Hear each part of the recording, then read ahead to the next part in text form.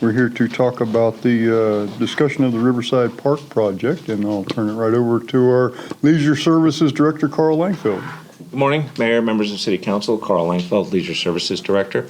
We're here this morning for this council workshop to discuss the Riverside Park project, to kind of talk about the progress that the Halff team has made so far, kind of a current state of affairs of the design of the park, and to start eliciting conversations with regards to direction of steps forward from where we are now. At this point, I'd like to turn it over to Joe Loretta from Halff. He's going to provide a presentation of about 15 minutes long with some slides and some visuals about the work that they've been doing, the progress that they've been made, and some opportunities for steps forward from here. So with that, Mr. Loretta. Morning. Good morning. Thank you all for having us. Joe Loretta with Halff. Can we get the presentation up? All right, great. Let's see if this is on.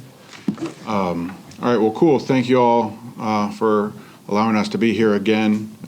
Again, name is Joe Loretta. I'm a deputy practice leader with Halff in the planning and landscape architectural practice.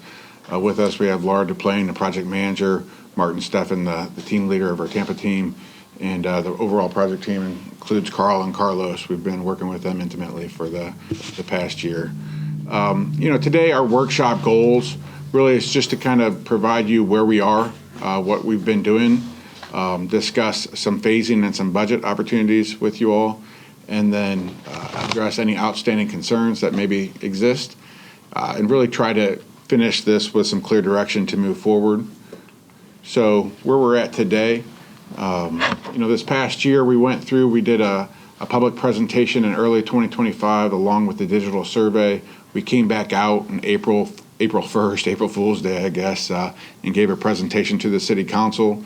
And at that point, we really got some pretty clear direction, seemed pretty comfortable moving forward. And so with Carlos and Carl, we proceeded forward with detailed design and engineering construction plans through this overall project. We have started some of the initial permitting, but then really I think maybe at the September timeframe, we were asked to kind of be put on hold a little bit as we wait for this current meeting here for a workshop. We have started the initial water management district permitting and the Army Corps of Engineering permitting. All of that is looking pretty good, and we're at right now just 90% design plans have been ready. Plans are ready to go in for permit to Temple Terrace at this point, barring the outcome of today's meeting, any revisions that want to be made from today's meeting. But we're ready to kind of get moving forward on this project. And again, barring the opportunity and discussion today, we should really be able to have plans permitted by midsummer, hopefully starting construction by the end of the third quarter potentially of this year, and ideally at least a phase one constructed in 2027. So I wanted to go back, as you're all aware, this overall project started many years ago, but even before us, you had the master plan for the pedestrian space master plan in downtown. But then when we came through, we started with initial survey results, and I don't want to belabor too many of the overall survey results, but a lot of them really relate to what exists in the current park today, and many of what the improvements and park improvements and the focus of those park improvements are being shown today. As well as when we get into a little bit of the phasing, we can really look at some of these survey results and say, hey, this may make sense for a phase one type situation.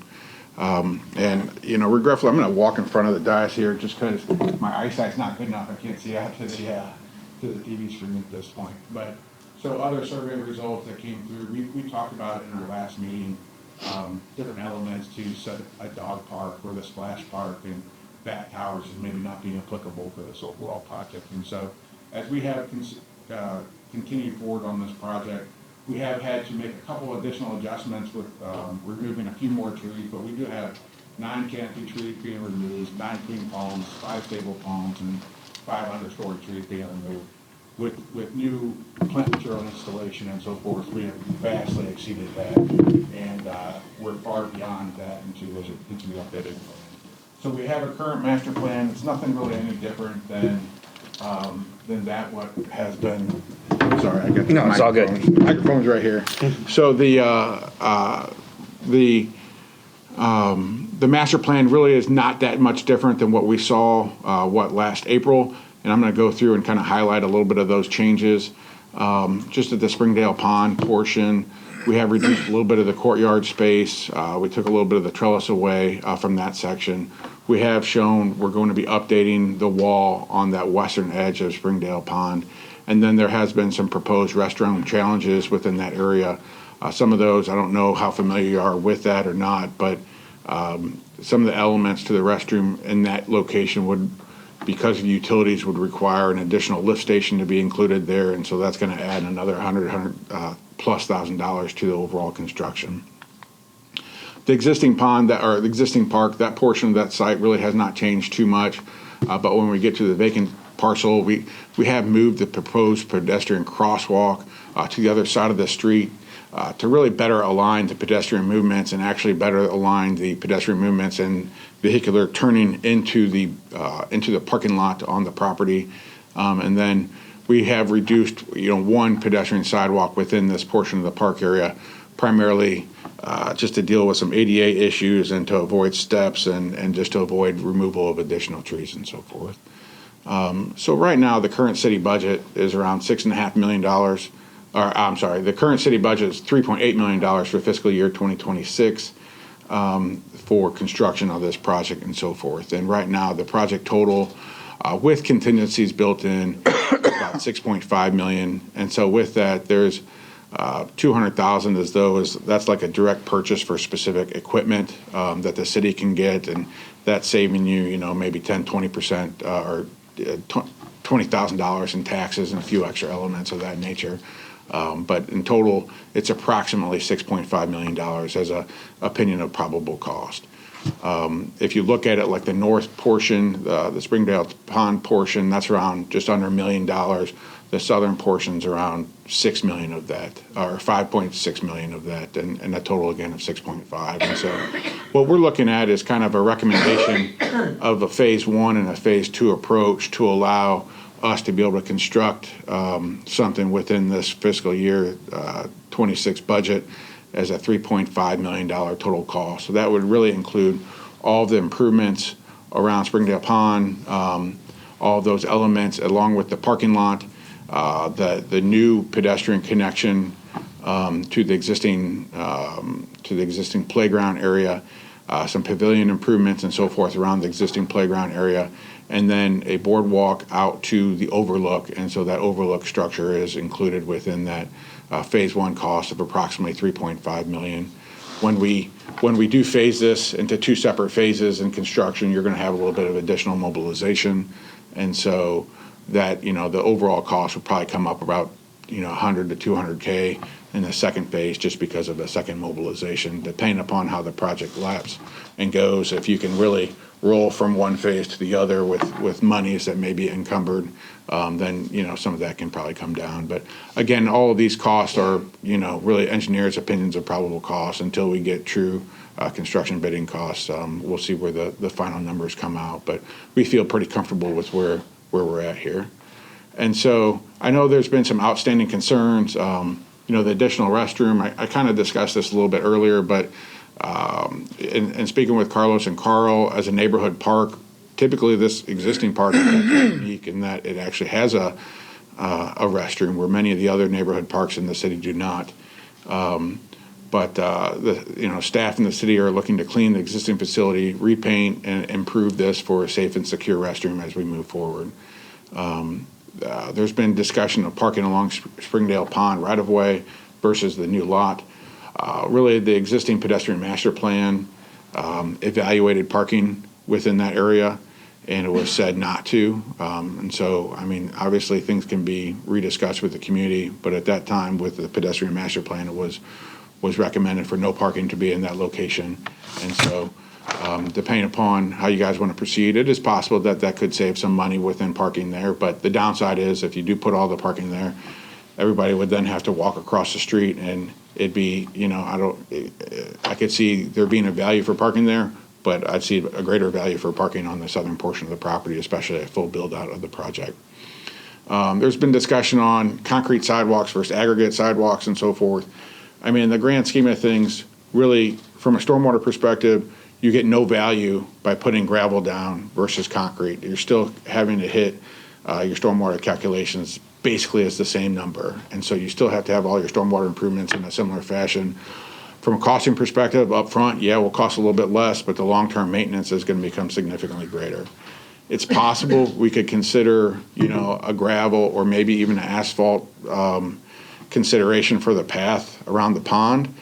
We're not talking about much of a greater savings than $20,000 or something of that nature, $25,000. So I don't know that it's really worth the value when you're considering it's almost a different type of material that would then have to be installed. And so just that alone would then require almost another little mobilization. And so it's just not creating that great of a value. And then, community involvement, we've touched on this throughout the process, but it had started, many years ago through community meetings with this. We've had our council meeting here previously, and then today, really at this point, it's our opinion that the plan has been based upon the voice of the community. It's in alignment generally with the voice of the community, along with you as the city council, and then Carl and Carlos as the client and so forth. And so, at this point, we're here to have discussion. We can go into great detail on a multitude of things. Really, wherever you all want to take this is open for us. Thank you, Mr. Loretta. Council members? Councilmember Kravitz? Yeah, I really appreciate you coming in. Thank you very much. And I have to say, from the anticipation of so many of the arguments that I just heard, it doesn't sound like you're very open to making any changes. I got the impression you seem very happy with the design. You don't see any real need to address any of the elements of the design, but I'm going to have a little back and forth, a little question and answer session here with you, if that's all right. Yeah, no, we're here to have discussion. And so if things need to be changed, then that's fine. I can explain to you if it's a good idea or if I see a concern with that idea. That's really, I think, my focus here for you guys. Great, I'm happy to hear that. Thank you. So I'm going to start with the parking comment regarding the pedestrian master plan, moving the parking potentially to another location. You mentioned that would save money. Was that something that I heard correctly?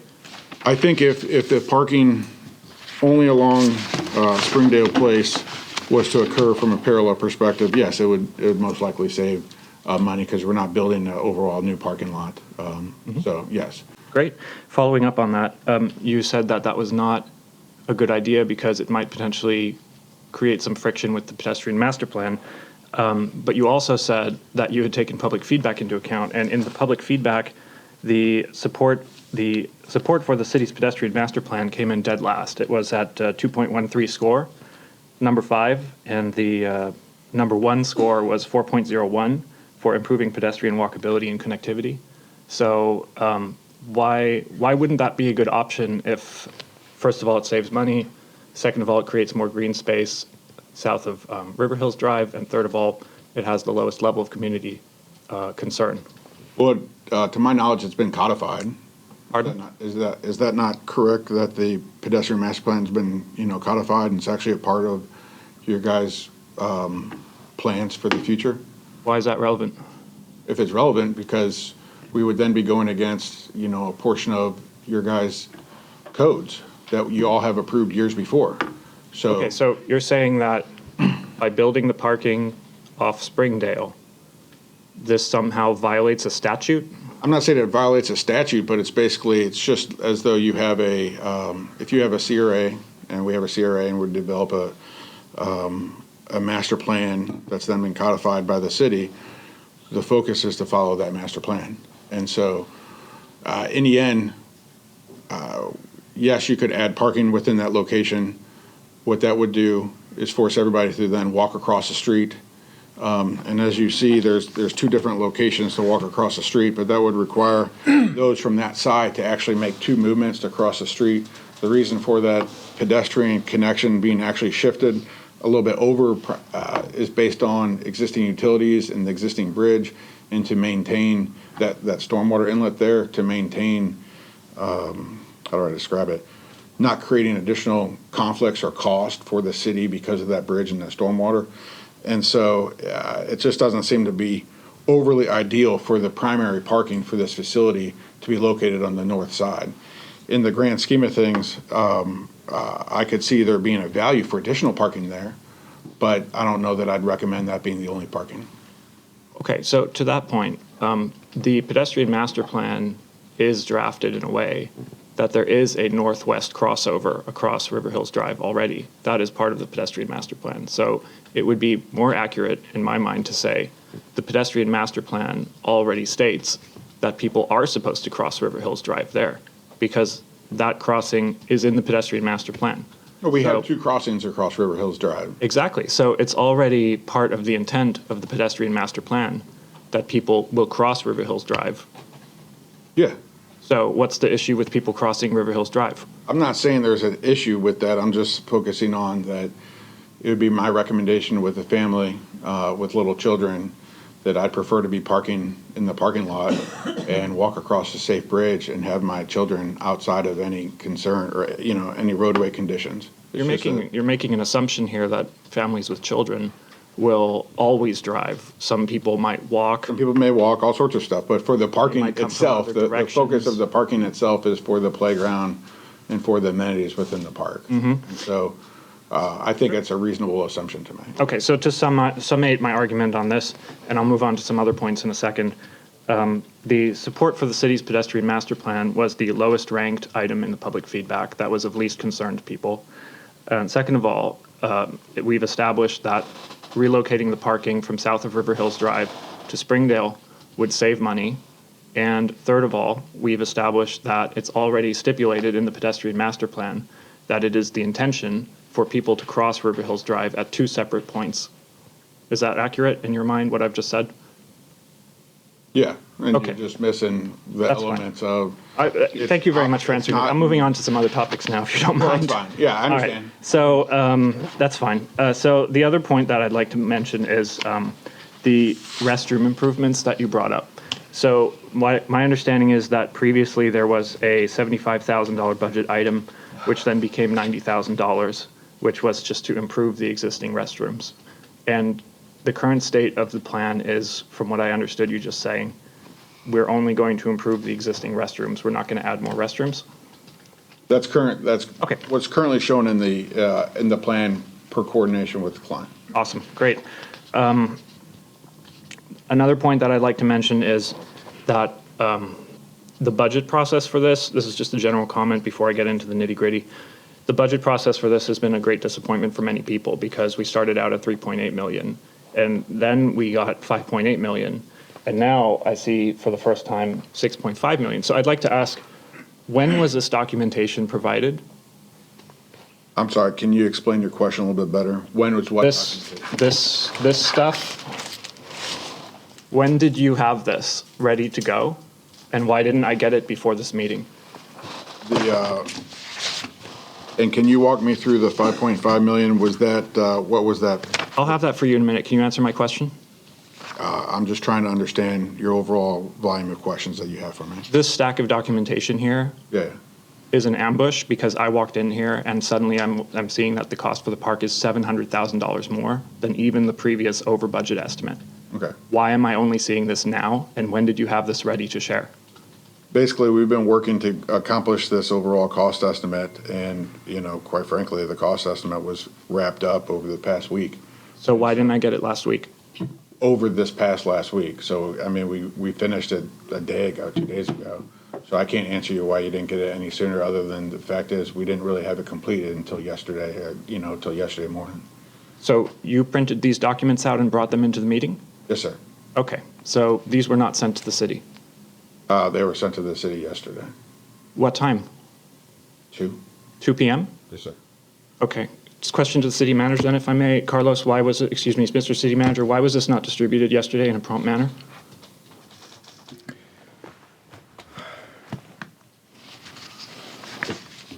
We had planned to have it distributed here today. It was, we got it, like he said, yesterday afternoon. Considered an oversight on my part that we didn't distribute it last night, but the goal was we're going to have, because this would have been a bear to print out. Now, we wouldn't expect anyone to print these out individually, so we're going to have handouts for you today. So the reason I'm asking is because all of the materials that I prepared for today are based on the previous estimate. And now the estimate that I'm dealing with is $700,000 or $800,000 over. And so this could have easily been integrated into my briefing materials from yesterday if I had gotten it in time. And so a lot of what I have to say is Well, it's still. okay. I mean, we can Excuse me, still sir, I go have the through floor, your- if I may finish my thought. A lot of what I have to say today is still fully applicable, but it would have been very, very good if I had been able to operate off of the most recent figures. So I just want to put my disappointment about that on the record. No, I appreciate that, and, I consider that oversight on our end, I apologize, but glad to go through every little line item that you'd like. This directly relates to my next point, which is the budget for this project has gotten out of control and we haven't even broken ground. And I have done a lot of construction in my life, and I can guarantee you that whatever the number is today, it will grow. We will not land at 6.5 million in the end. It will be a higher number. We need to get the budget for this project under control because the city is under a lot of cost pressures in other areas. And so what I am missing from what you said during your presentation, in which you said we have taken public feedback into account, is that a number of the amenities that the public doesn't want are still in the project plan, and they cost a lot of money. And so what I am looking for today, and I hope other people will join me in trying to do that, is to look at the items that we don't need, that we don't really want. And I have a list here of the ones that we can look at. For example, the fishing pier, only 26% of people wanted the fishing pier. Only 40% of the people wanted the picnic shelters. Only 41% of the people wanted the kayak launch. Even the restroom improvements, only 49%. The number one item that people really wanted was the riverfront boardwalk. So I was happy to hear you say that the riverfront boardwalk is in this first phase of the project. That was supported by 84% of the people. What people really want, I'm not finished yet. I'll get. No, I you'll just have a wanted chance. just a point of clarification for you. Only a portion of the riverfront boardwalk is in phase one. I just want to make sure Yeah, you're. I think all of the riverfront boardwalk needs to be in phase one. And then I think we need to really think hard about whether there's going to be a phase two. What people want, 80% of the people who responded to your public feedback wanted exercise. They wanted walking trails. And there's a huge gap between the 80% that wanted that and the 56% who wanted water amenities, like the kayaking. And then when you look at the actual granular breakdown, the kayak launch doesn't even break 42% of support. So what people want is a riverfront boardwalk that they can walk on. And dovetailing with that, I was interested in what you said about the gravel path. You said that if we take one small gravel path and use that instead of concrete, we can save $25,000. No. No? I did not say that. What did you say? Okay, so I explained to you that the walkway around Springdale Pond, which I wouldn't consider small, because it's the largest walkway that we have here, if we were to take that entire portion and utilize an alternative material from concrete, such as asphalt or potentially gravel, we would be able to save some money. Maybe it'd be approximately $25,000. I don't have a strong answer for you at this point, but the reality is it's not going to be saving us that much money because over time, you're now going to be having significant greater maintenance costs with the gravel pathway. And then, even with asphalt, you'd have more maintenance costs because if you normally may go with like a 6 or 8 foot wide concrete pathway, but then if you put asphalt down, you want it to be at least a foot wider or more simply because that asphalt cracks, okay? And so in the end, regardless of that, the asphalt's going to require a different trade to come out and put it in. Right now, all the concrete that you have, it's just easy. You get one person come in, get it done, and you move on. In my experience, getting gravel from a gravel yard is not difficult. I'm talking more of the asphalt portion, not in the gravel. Would you prefer to jog on concrete? This isn't really a jogging path. If you look at it, we're talking the whole loop's less than a quarter mile. If you're going to jog on this, it's because you're going through a lot. Most people who would choose to jog on this are going to be younger children, or they're going to be those running or most likely running down the middle of these roads. Because, like you said, they're going to run on asphalt and more of a flatter surface. So 80% of people said that they wanted to walk or jog. Yeah, and so as what you did miss, the reality is this is a small neighborhood park. You're not creating. There's also bicycle requests to ride bikes through here. This isn't a large enough park for a bicycle or even a running loop through this overall project. This is a small neighborhood park. Okay, I'll just ask it in really broad terms. Do you think that this project design should accord with the results of the feedback that you solicited? So we solicited feedback, and we also solicited feedback from the council, and we also solicited feedback from the client. And so the client and the council, have primary focus on where the elements go. So I believe that the overall plan has basically generally aligned with the feedback from the community. Just because the community makes a statement that just doesn't come in alignment with what is actually feasible doesn't mean that it makes sense. Do you understand that? Are you suggesting that it makes sense to keep an amenity in there that costs $200,000 that only 26% of people said they wanted? If that's been the vision and the goal of the city council, along with the city manager and you all as the client, then yes. Okay. I think I've made my general point, which is simply that we have some actual numbers from the public about what the public wants. We have rather detailed information about the massive, massive cost overruns for this project before even breaking down ground. We have a direct link of amenities being in this design which the public doesn't want or support. And we have relatively obvious ways of saving money. For example, replacing concrete with gravel, which is also advantageous for joggers and walkers. We need to really do a lot of work on this design today, in my opinion. I really hope other people will join me in that because the city cannot afford a $10 million park. It would be massively financially irresponsible.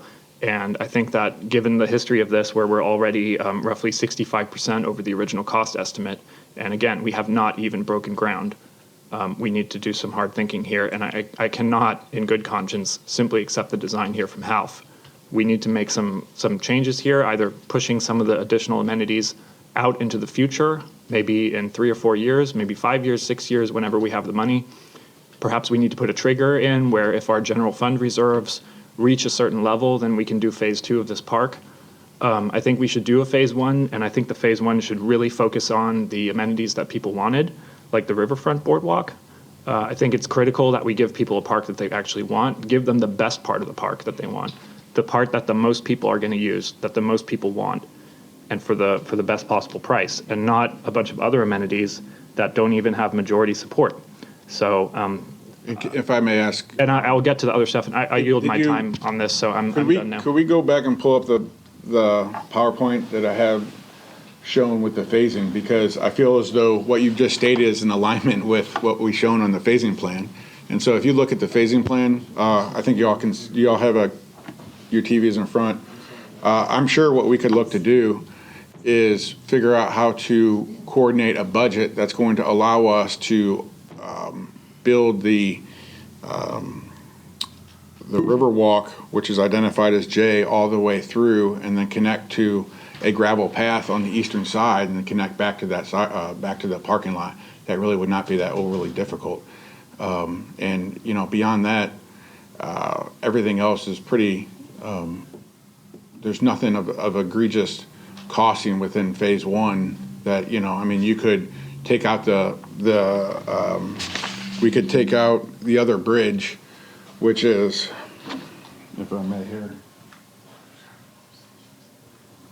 Sorry, I'm being told to come over here, but this bridge right here, we could remove that easily and incorporate this out, the remaining portion, and it'd be probably a pretty apples to apples element here right now.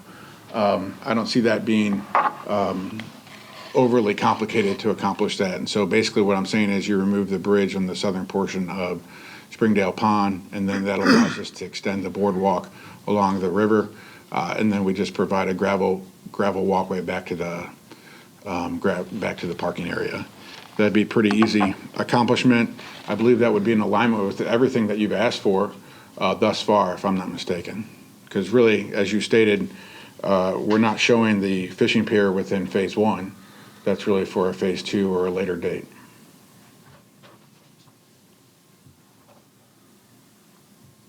I yield my time if anyone wants to speak. Councilmember Chambers. Yeah, thank you. So we said this was questions, but we've strayed away from questions. So can I talk about a couple items then? Sure. Thank you, Mayor. Appreciate it. So in my opinion, in my past work experience of developing a lot of our parks in Temple Terrace and helping develop a lot of our parks over the last 40 years, I can attest to a couple things, and this is just my opinion. One, gravel is a disaster from a maintenance point of view. It really is. We've gone this route many times in some of our parks. It's, the argument is it's pervious, so it's going to help. That doesn't work. It's a maintenance nightmare. Also, it becomes a lot of children's throwing rocks. It's bad. We need concrete or asphalt. And your talk about the asphalt edges cracking, that happens all the time. So concrete is my preferred thing. We need to put that issue to bed today, one way or the other, on what the surface is going to be. Parking, when we developed Riverside Park, the south side or the west side, it was designed as a neighborhood park to support the condos that aren't there, and it was never supposed to have parking. That created an issue. People parked across the street at the old restaurant and walked across, and that created issues. So I am all in favor of the parking on the south side of River Hills Drive. Maybe addition over by Springdale, but I don't think that's necessary now. It creates a safety hazard. I know people can walk across, but it's been a problem for 20 years with that park, and that we need to solve this problem with that. Those are my first two things, and I am concerned about the budget. I think the budget has grown well over when Mayor Ross first talked about this many, many years ago, preserving this property. He kept using the figure, well, let's spend about $75,000. And this is obviously much higher than that. So we could look at stuff like that, but I want to just address those couple items. And a jogging trail, I'm not sure it's big enough to be a meaningful jogging trail, so. No, I agree with everything that you've stated. I mean, I think that gravel is definitely not a recommendation that I would provide. And all the people I've talked to, fishing pier is probably a bad term for you. Observation pier, observation deck would be a lot better. You give the impression of just fishing, which is true, but people always want to go out and walk out and look. Everybody goes out to get a view. I mean, Right, I'm just saying the fishing pier sounds, different than an observation pier, but anyway, It does. it does. Councilmember Fernandez. I have a couple of questions and comments. And one, what I would like to say regarding the gravel, I'm all for saving money, but I'm also familiar with people having complaints about ADA compliance or accessibility for a variety of people, and gravel can be an issue. I also hike a lot of trails, my children will attest, and I know that for people who have any kind of mobility issue whatsoever, concrete is a better surface for them, and that's just my opinion. So I personally, while I understand the upfront cost of gravel might be cheaper, the long-term cost is probably more expensive, and it does not enhance the accessibility for people that might have any kind of mobility issue. So that's my opinion on that. I have a couple questions, and one is there's a wall behind Enigma, and we've spoken about this periodically. I just want to ask about the connectivity or the aesthetic of, and I think we've said that the wall makes the aesthetics better, but it seems like that intuitively, it seems like having open space between Springdale and Enigma would be more aesthetically pleasing. But I don't know. So, and Mr. Lurie can speak to this a little bit too, because the wall still has some retaining features to it in terms of the soil from the other property. So there's a little bit of that, which he can describe much better than I can. My biggest concern, I think, if you take the wall out, is you have the Enigma Plaza is a commercial plaza. It has a commercial parking lot with spaces that directly point at the homes on Springdale. So the wall today, not that there's a lot going on in Enigma, but if it were functioning, headlights would be going into the living room windows of these homes on Springdale, which when plans come through for site plan approval, that's usually one of the issues that people have, neighbors have. It's like, wait a minute, what can you do to buffer that? So the wall today serves that purpose. It's a brick wall, which is, I mean, I personally find it attractive. It's got some issues we've had to show up over the last several months in terms of its stability, but, I mean, Mr. Lura can speak to some of the details, and they looked at some wall alternatives as well. But again, those are just some of the concerns. If the council feels strongly that you'd prefer not to have a wall, we just have to address how some of the soil and grade changes can be remedied, and what type of buffer you'd want to do then in place of that to avoid the headlight intrusion. And keep in mind, the other part of this is that the Enigma Plaza today looks pretty good. I mean, it's very well done. It's taken a long time, but it's very well done. But commercial properties, you don't control that. So that could change, and then how that is visible into the city's property there in the pond is something that you may want to consider, or it may not be an issue. I mean, it really depends on what you think is important. Okay. All right, so then I want to talk about the bathrooms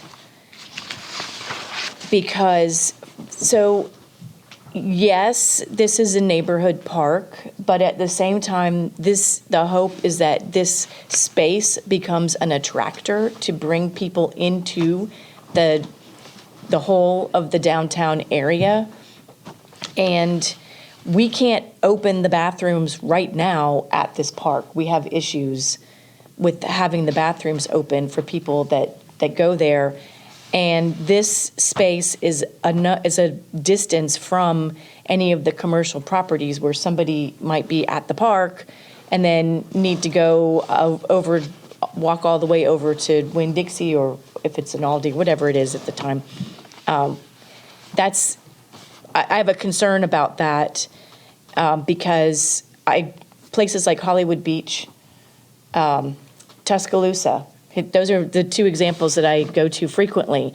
They have big park areas. Hollywood Beach, all along that boardwalk, there are public bathrooms, the entirety of it. And somehow they manage to have them open and functioning. And then the other, Tuscaloosa is another example. They've got a very large central park area with bathrooms at the end of it that are open. They're public bathrooms. And somehow, we go to those spaces frequently, and somehow they're functioning. They don't seem to have a problem. I've never gone in there and had an issue. So I don't know what those spaces are doing. And I understand that this could be this is a cost-saving measure, but at the same time, it doesn't make sense to save money that ultimately hurts us in the long run and makes the space less functional.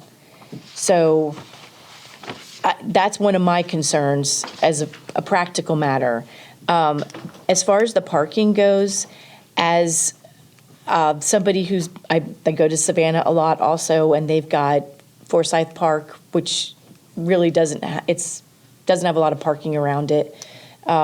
People walk, but if we are at some point going to add, and from my perspective, the feedback that I've gotten from the community, access to water is an important factor for them. It may not have been as important a factor to the people that came to that particular meeting and voted, but the feedback that I've gotten over the years from people is that access to the water is important, and a lot of people do not have like a specific boat to go fishing, but they do want to be out on the water canoeing and kayaking. And I think the parking, if we were to, I don't have any issue with secondary parking over at Springdale Place, but if I'm carrying a canoe or a kayak, I don't want to walk that distance. But that brings me to my question of if this all stays part of the plan, is there a clear path from the existing parking that's presented for people who are carrying their kayaks or canoes? Because we don't really have any easy access, or maybe it's more practical that we don't do that here and we add that kind of access at the boat ramp off of Fowler. or we add that kind of access at River Hills Park, because it's easier, it's actually easier and more cost-effective, a direct line for people that are carrying their stuff, and we don't even try to put a launch here. But I do know that that has been a request over the years for easier access to the water. So my concern is it's quite a distance from this parking. Is there a straight shot even to get all the way out to a kayak launch where it's? There's, yeah, so you asked a lot of questions. I'll go with the last one. No, that's okay. The last one, there really isn't. I mean, we had a plan at one point which actually created a circular drive around the outside of this, and then had a parking lot out closer to the water, which to me would have made more sense if this is a primary kayak focused facility. And so this is going to have a facility where people can kayak out of. It's been designed where people can kayak or canoe out of, but it's not the primary focus of the overall park. We will have an ability for there to be a rentable kayak lockers, basically, that's identified as W on the plan. And so you could go there, just like in downtown Tampa, where you go rent a kayak from one of the lockers and you go put it in. And so that would have much more of a direct route. Right now, primarily, if you're launching a kayak at this location and you're bringing it yourself, you're going to either be walking through the parking lot, through kind of the oval section down to the kayak launch, or you'll go basically down J, which is the boardwalk through. In the interim, what we've shown as a phase one, most of that wouldn't actually be constructed, so you really just be taking it across grass, which is not very uncommon, and just walk it straight out to this new gravel pad that we just talked about, or to the river walk portion, and then out to the kayak launch. And so, in the end, I've kayaked like Kings Landing. Next to Kings Landing, there's a community county park right there, city park. Man, I had to walk a half mile from the parking lot to my launch there because I was too cheap, basically, to pay for Kings Landing. But although be it, you have to deal with a lot of people at that Kings Landing facility and so forth. And so those who want to get on the water and bring their kayak out, they're not going to be overly that. It's not going to be that difficult for them. At the same time, they may go down just a quarter mile to the current boat launch and just launch from the boat launch, and they may determine that that's simpler. It just all comes down to traffic, boat traffic at that time, and parking for those who are using the facility and so forth. So I don't think that it's really a detriment. It is definitely not a direct route. If a direct route is something that wants to be evaluated, I think that a more direct route could be evaluated. It's just, it would probably require us to remove a few more trees.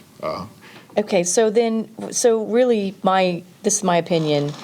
I don't see the boat launch, the kayak launch, the kayak accessibility, or that activity as very necessary at this location. I think we would be better served improving either the boat launch on Fowler Avenue near the bridge, or the boat launch at River Hills Park, and making that more accessible for somebody launching a canoe than spending the money on creating the launch out here.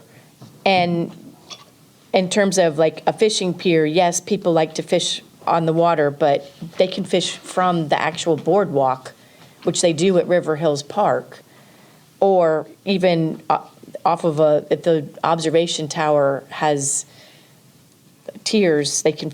So I guess the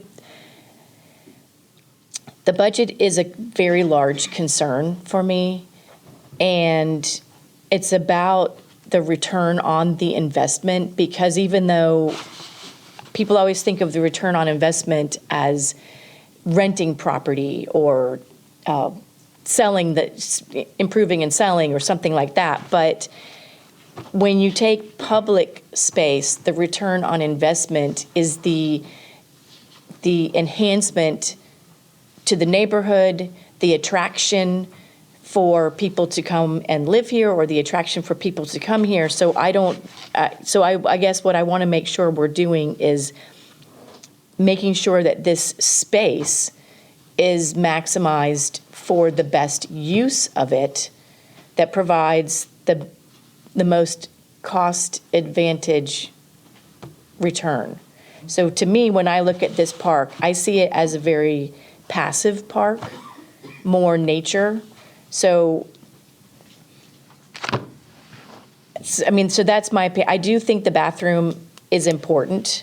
I Yeah, do so- think that we need to look at a way to Well, I mean, improve that. per Carl and Carlos, the bathroom will be getting improved and be maintained, and they're actually, another facility right now, it's just going through a similar process where, they're going through a test case with another facility and the locking devices and all sorts of stuff, and so, it is it is your staff's opinion that the restroom will be able to be operable and usable and a clean facility and so forth. But it's The very necessity small. well, yeah, but it's too, so your comparables, when you go to the beach, there's thousands of people. There's not going to be thousands of people here. I get that. And so then everything within this property is within a 5-minute walk. So if you look at the intersection of Springdale and Chicago Avenue to the existing restroom facility, it's really 5 minutes. It's not that far. And so I live in Jacksonville Beach, Florida. We have a large park that has a huge sports complex, a huge sports field, 2 tennis courts, 3 pickleball courts, 4 pickleball courts, 4 volleyball courts, a skate park, a playground that is 6 times larger than this. So there could be close to 500 plus people in this park, along with multiple pavilions that they rent out, and it's rented on a regular basis. And there are 4 restrooms for that whole facility, and that facility does very fine. And so this facility, 20% as large as that, having 2 restrooms. If you all want to add another restroom, it's not bothering me, but I just don't know that it's fully necessary. What is necessary is actually, what is a benefit to the community would be getting the restrooms operable and in clean, comfortable condition. Completely agree with you, though. Okay, if somebody else wants to. Yeah, just a quick question on the restrooms. In the plan of renovation, does it go to increase the number? No. It's It'll just- stay 2? Yes. Okay, that's all. Vice Mayor? Yes, thank you. Thank you for the presentation. Thank you for the numbers. I have several concerns. My very first question, I've lost track of one of the aspects of it. And this may be a Carl question. What happens to the Angels Monument? In Angel all of Hope, this? the G is being maintained as is. We're not, I can't see that from here. There'd be absolutely no changes to that at all? other than some landscape improvements around and cleaning it up. Okay. There's no. That's an important one because of what it is. Budget's a concern, okay? I know when the original numbers were tossed around, we started at a small number and it's going to grow. But if we try, a camel was a horse built by a committee, and this is what we're doing. We're trying to accommodate everybody's, I want this, I want that, and I know that that's what you're trying to do with this. You're not here trying to place value in everything. You just tell us what the numbers would be if we had all the different components. So now it's up to us to come back and say, okay, we agree on this, we agree on that, we don't need this, we don't need that. Time phase it, eliminate it, whatever it takes. That's our job, not yours. And I don't expect you to.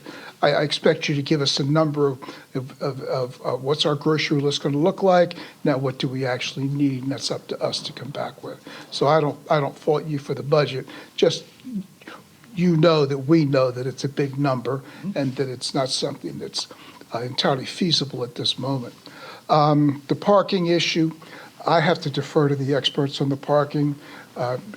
Councilmember Chambers, he designed the original one years ago for the Riverside Park. doesn't bother me to cross River Hills Park. However, River Hills Drive, however, I do know that with little kids, they're going to dart back and forth, and that creates dangerous issues. The restrooms, probably need to do more with the restrooms down there, even if it's just, I don't know, we can move them or make them a little more centralized so that people get a better feel for it. I do recognize the fact that was originally set up as a community park, and I don't think any of the others have one. So it's within our confines. The amenities, I think some of them are important. This is, we want it used. We don't want just an open area. We want the public to come down. And I'm not sure we have a broad enough cross-section of what people want. I've had anecdotal discussions with a lot of people who are really looking forward to the observation tower, really looking forward to the boardwalk, really looking forward to the potential kayak, if not a launch, at least a dock type of things that they can kayak in and go do something at the park. So, I mean, there's a lot of people who may not have responded to the requests for information a couple years ago, but may have developed an attitude or an opinion since then, or may have just been reticent to come to the meeting, but they still have an opinion of what they want. So I worry about us adhering too strictly to what the public comment is, because if we have a very broad and diverse population, so it's going to be more what our vision is as to what we need to do with this going forward. I personally want to take some time to go through the components of the budget. And I'm not sure what the overall plan's going to be as far as, I don't think we're going to slice and dice the budget here today. I'm not prepared to do a whole lot of that. I needed the information, I needed the numbers, I needed to hear my colleagues' commentary as to what we as a group think needs to be done. But thank you for all the work. You guys did a heck of a lot of work on this. It's good work. And it's something that we can work with and come back with modifications. And now it's up to us as a council to work with Parks and Rec and come up with a workable plan. So that's the bulk of my comments. Thank you, Maybe Vice. really quick, Mayor, I'm sorry, I did forget one thing that Ms. Fernandez had mentioned regarding the wall. And so right now there's, the wall is existing, it acts as a little bit of a retaining wall. So let's say the parking lot's maybe 1.5 feet, 2 feet higher than the park side. So we should at least have some semblance of a short wall, a knee wall, a seat wall. If you want it to become as cost effective as possible, basically we could figure out, it's tough though, because it's not that much room, and that right now the way it is the sidewalk's kind of at the top of the bank of the pond, and then really the wall in some sections is like smack dab up on it and so forth. And so if we were to,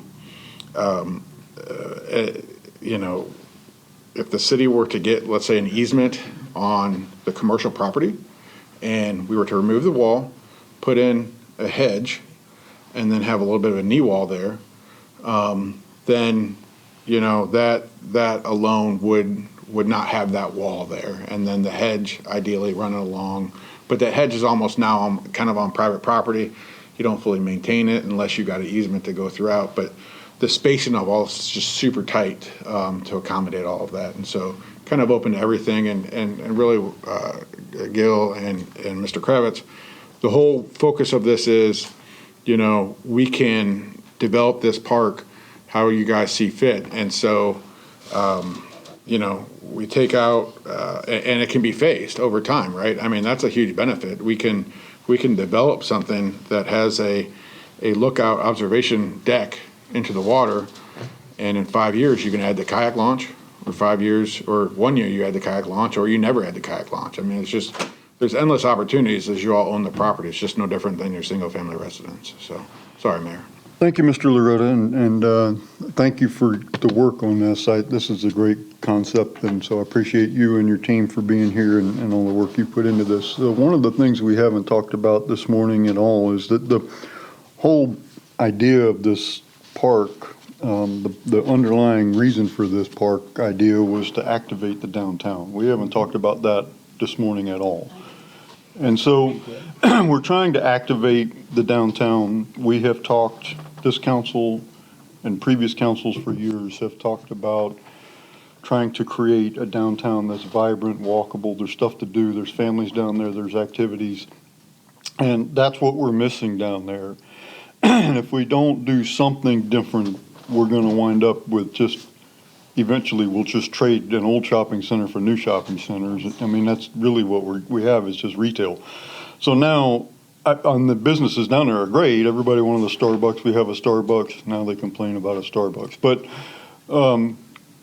they're great, but the businesses that are down there are the types of activities that you go down there, you eat supper, you have a cup of coffee, you buy your whatever you're buying, you get a massage, whatever it is you're doing, you're banking, but then you leave. I mean, there's nothing for you to do. And so the whole origin of this park wasn't that we don't have parks along the river now, we do, but this was supposed to provide an activity center for passive events, because we know that there's homes nearby. You can't have loud events and big crowds, but something for people to do. You come down and you bring your kids, you get dinner, you get some ice cream, you walk down to the river. Hey, look, you can run a kayak. We can go out for an hour. We don't have to, whatever. You have this activity center there. Much on a smaller scale, the same concept that the city of Tampa has done with Curtis Hickson Park and the Riverwalk, and they're expanding that. Now, I like this plan, and I don't, I really, do we use concrete or asphalt or, I mean, I don't think the city council needs to be deciding what material to use on a path. I do think, however, that one thing that's important about the path is that it be wider than a normal sidewalk. You mentioned, we have a 5-6 foot sidewalk around the pond. I think it needs to be a wider path. I'm envisioning a path that lots of people can walk on. That's the only comment I have about that. It is 8 feet. The bathroom, I agree. I envision in the future there should be another bathhouse there at another location in the park, but I don't think it's essential right now. I think we could phase, and I'm getting to the main point of this thing, is the phasing. This is obviously a whole lot more expensive than what we expected it to be at the beginning, but everything is. And so it's still, I mean, to us, it's expensive if you look at what Tampa spent on, their riverfront park was $30 million park. So this doesn't even approach anything like that. So Temple Terrace, we're a bit different. We're kind of debt adverse. We don't like to, I don't think anybody wants to even talk about borrowing money to build a park. I don't think we would ever do that in Temple Terrace. So it's a pay-as-you-go kind of thing. I really like this concept, and I'd like to see this built, but I think out of financial necessity, we're going to have to chunk this up into more phases than 2 and make it be, now I realize that that's going to cause the overall price tag to go up, because building something next year is cheaper than building something in 3 years.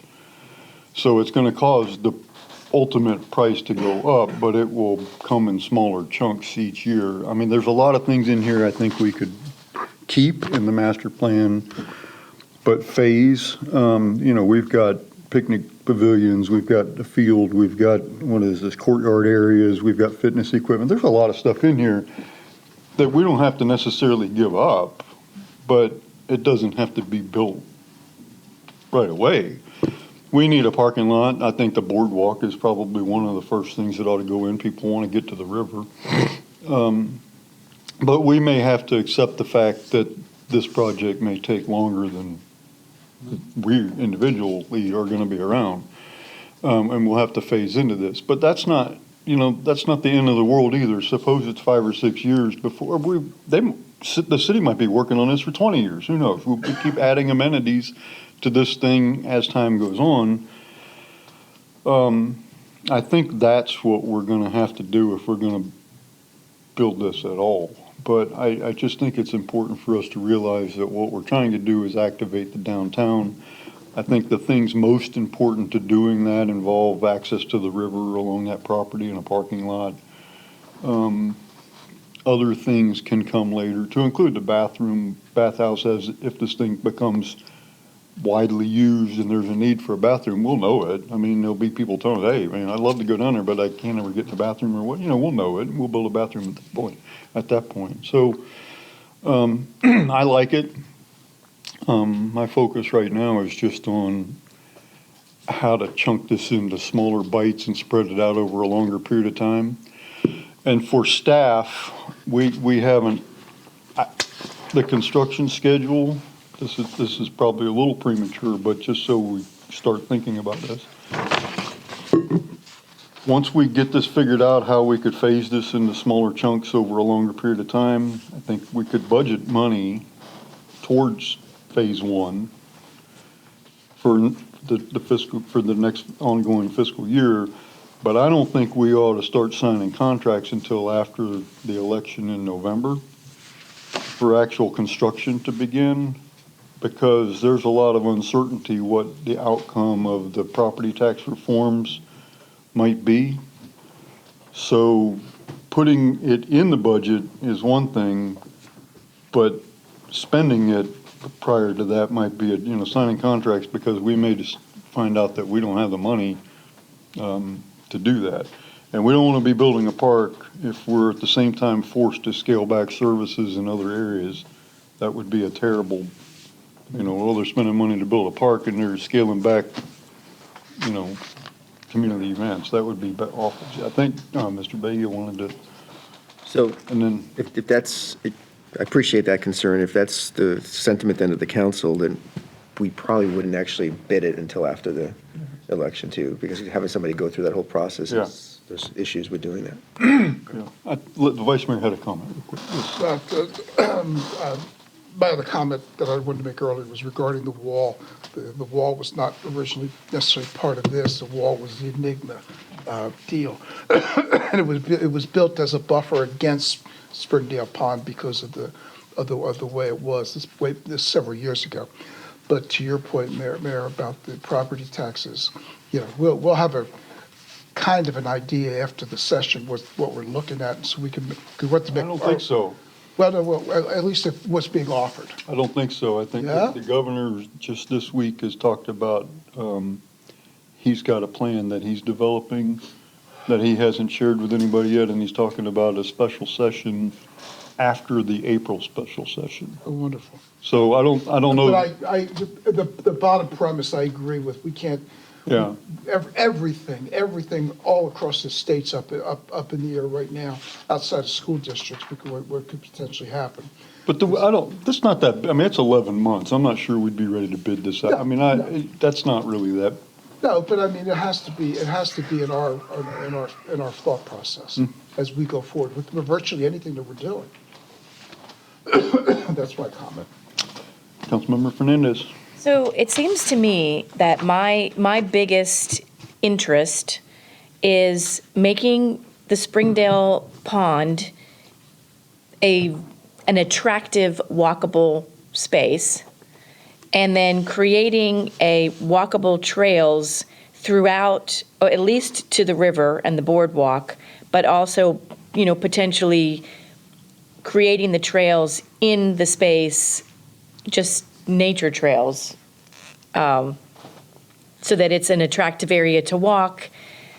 And then, so is it possible to create basically the walking path part of it, and then as time goes on, add benches or add workout equipment or add pavilions for picnics or add features along the way? Would that phasing be as practical as the phasing that would do the construction and put it in place at once? Yeah, so short answer is yes. We could definitely add certain elements to this as we continue forward. I mean, when I hear everybody talking, in my mind, this is what I would recommend, okay? I would recommend everything in Springdale Pond stay the same, and that bridge portion we have as a line item, and hopefully we can get it built into the budget, okay? Then I would recommend we build the parking lot and do restroom additions, but then minimize additional additions around the playground, minimize maybe enhanced landscape, things such as that, and then focus on developing that the walkway out to the Riverwalk, that observation tower. You know, to Mayor, your comment, this observation tower is going to be the thing everybody's going to go do at sunset. You're going to go to dinner, you're going to walk down here, and you're going to go get a sunset view, and you're going to get more people in this facility at sunset than you will throughout the rest of the day, would be my guess on a regular basis. We build the boardwalk along the Riverwalk, and we figure out, and we basically take the sidewalk and we manipulate it to get back up to the parking lot in a similar fashion to as shown today, where into the future, we may only eliminate 50, 100 feet of that sidewalk when we build kind of the circular oval. Be super simple. You're accomplishing everything I think that you're looking for. I think that I think everybody's looking for, including Kravitz, Commissioner Kravitz. So I do think that enhancing the around Springdale Pond with the sports equipment and all of that is kind of providing that additional level of effort and entity. It can come in after the fact, but you know, it's a $120,000 line item, $150,000 line item at this point. It seems like it'd be a strong element to try to include right off the bat. But you know, with every project, we're going to go out to bid, and we'll see where the numbers are, and then we'll be able to come back and make additional refinement and so forth. But I think based on what I just stated, we'd be able to accomplish this with under the current this year fiscal $3.8 million budget pretty easily. And allow this to expand over time. I like that plan. Councilmember Kravitz. I thought it was a really good comment about activating downtown. My only question would be, if people aren't able to cross River Hills Drive, how are we activating downtown with it? That's just, I don't understand how that will work. So I know people can use the area around Springdale without crossing River Hills Drive, and that we're improving Springdale. But if the goal is to get people to the park, to downtown, they're going to have to cross River Hills Drive at some point, or it's going to be either or. There's not going to be both. And I have another question for you, which is, are there trash cans in your proposal? Yeah, we have a few spread throughout the park. How many? At this point, I can't really pinpoint for you, but I'm sure Lark and we can spend a minute to pinpoint. But we do have 2 connections across River Hills Drive within this project. So there is definitely the pedestrian connection across River Hills Drive. We have to distinguish between 2 things here. One is, can people cross River Hills Drive? The answer is yes, even right now. The other question is, are we designing this park in a way that encourages that? And if we build all of the parking south of River Hills Drive, we're not encouraging people to cross. And that has been the comment tonight. It's been, we don't want people to have to cross River Hills Drive. People who drive don't like to cross, pedestrians crossing. Pedestrians don't want to cross River Hills Drive. Those comments all support what I'm saying, which is people will not cross River Hills Drive. They will not go to downtown, nor will they go from downtown. Excuse me, I'm not finished speaking. Please don't interrupt me. I apologize. And the other thing is people will not go from downtown to the park in that case. If there's not an easy crossing, and if it's not built into the design that it is intended for people to cross River Hills Drive. Final question would be to you. What are your assumptions about the number of visitors to this park? Because you said it's not going to be thousands of people or something along those lines. So what is your assumption about how many people will come here? Okay, may I answer a little bit of an opinion regarding access from downtown to River Hills You Park? can say whatever you want. I just don't want to be interrupted. Please go ahead. Okay. Well, so I feel as though the design is very clear and provides 2 paths of pedestrian safety improvements to get folks from downtown to the park, to the overlook. It's very clear, it's very obvious. We're going to have pedestrian flashing beacons, so it's going to be safer than what exists today. And so we have made one modification on the eastern edge, kind of at the intersection of Springdale Park and River Hills Drive, but that's really to kind of save money. And as we don't really want to get into the bridge components of kind of that bridge culvert going over between the park and the ditch. And so, you know, to your question, the park can go from anywhere from 20 to 30 people to a couple hundred, depending upon if you guys activate it, right? I mean, so if you ever, and months ago, it was discussed that really this wasn't going to become an active park. You weren't going to look to put a farmer's market. I think a farmer's market would be great, but you're not looking to put a farmer's market there. But, you know, the design, if and when, let's say, N is built with the oval, there's a wide variety of activities that could be developed there and programmed into the future. And so, will you ever get more than a few thousand at this location? I mean, we'd have to go through building code standards to even see, you know, how many people could fit in this situation. I forget. I know when we looked at this months ago, N was sized for, you know, if you were to actually put a screen up and do a movie or so forth, you could get a few hundred people within that oval portion. But that really wasn't a goal and a focus of the commission based on community feedback, because they didn't really want this to become an overly active park. And so hopefully I answered your question. Not about the second one, the number of anticipated visitors that you considered in your design? Right, I feel like I just did with, I mean, it could become from 30 to as active as you all want the park to be. So no specific number was considered?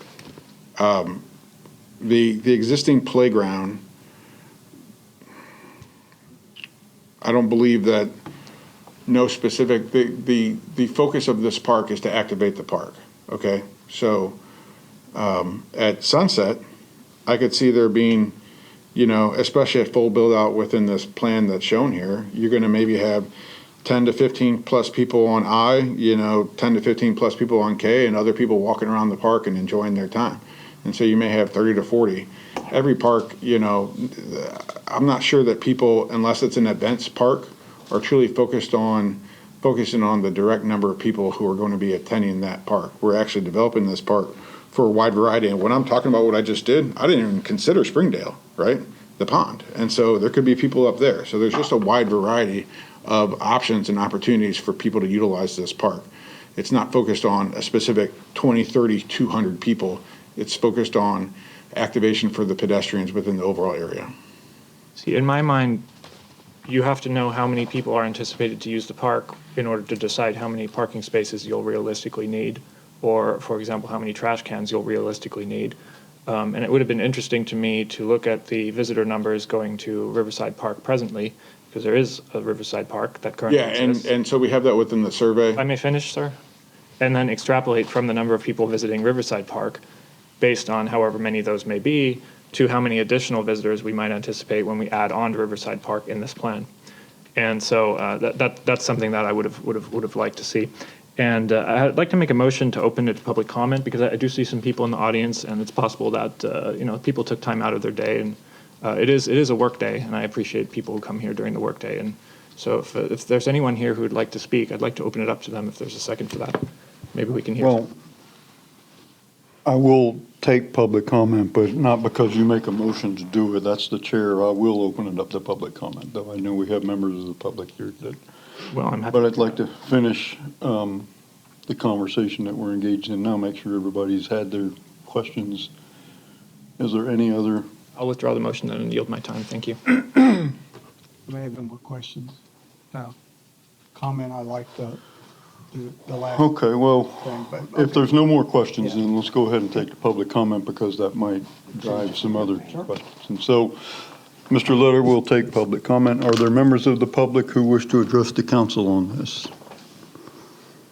I can't, they've got this board. Can we move these at this point, Carl? Because we can't see. Mrs. Tummelson, I did see first. Mrs. Tummelson was first, and then you'll be I'm second. going to move here so you can see me. That's fine. There we go. That's better. Thank you. Good morning. Good morning. We I'm just, glad y'all are all here. Thank you very much. we for just coming. need your name and city of. Okay, Jan Tumbleson, Temple Terrace. All right, first of all, I appreciate all your comments. Okay, I think the best thing to do is like Mayor Ross asked. Mayor Ross suggested was doing in phases. And you did have some good information regarding phasing to get people downtown. Now, first of all, I have a problem. Okay, do not ever use asphalt or gravel for people to walk on. First of all, the gravel is going to have weeds and all the other stuff, and people are going to fall and sue the city. Okay, second of all, the asphalt is going to break up eventually and have weeds and stuff, and it's hard to maintain. So the only way I would suggest, based on my experience and also how I walk in the city, is on concrete. That's what I would like to have. Okay. I think it's a good idea. I think it's a great place for a destination in Temple Terrace, and it will work. Thank you. Thank you, Ms. Tumbleson. Mrs. Kravitz. My name is Audrey Kravitz. I live here in Temple Terrace. I actually live around the corner from the park. I was a little frustrated to hear that the plan is already allegedly 90% complete, but I think there have been some really great comments here today, so I don't think there's any concern with members of the community coming in and still making suggestions and requests. I'm here today to actually propose that you guys consider working with the school board and anybody else that needs to be worked with to try to move the school bus stop that's on Sunnyside right now into the park when you're doing the redesign. I've put together a proposal here that I'll share with council, so I'm not going to go into the details of it, but there are some resident concerns that the students that wait at the bus stop are playing in the road, that they're harassing the residents that live there, and that they're basically waiting in people's front yards, and that parents who are waiting there for their kids or dropping their kids off, which is actually a requirement on the website for the school. It says that parents are supposed to chaperone or come with their kids and pick their kids up at the bus stop. So it makes perfect sense that parents are driving there, but they're parking illegally. They're parking in people's driveways. Because the bus stop is currently located a block or two from the park, and since you guys are going through a redesign right now, I think it'd be really great if you guys could consider the feasibility of simply moving the bus stop. Not necessarily adding benches or anything like that, which would cost money, although that would be also great, but by moving it just to an area that's a large public space, you're going to get the kids away from the road, and it's just going to be overall a better experience for the people that live in that neighborhood, who are about to be potentially very disrupted by the construction that the park is going to do. So with that, that's my time, and I'll just pass these off as I go. Thank you. Are there other members of the public who wish to comment? Good morning. Good morning. My name's Nalini Hasija. I live in Temple Terrace on River Hills. I am one of the people with kids, and I actually don't care because we already have to cross River Hills Drive all the time. So having the flashing lights is good. That will make me feel better, but I have a 4-year-old and an 8-year-old, and yeah, there's hard to control. A couple of things. Concrete is better. I have a dad who I have to make sure he has stable, secure footing, and so I think that would be better for navigating strollers and all the walkers and wheelchairs.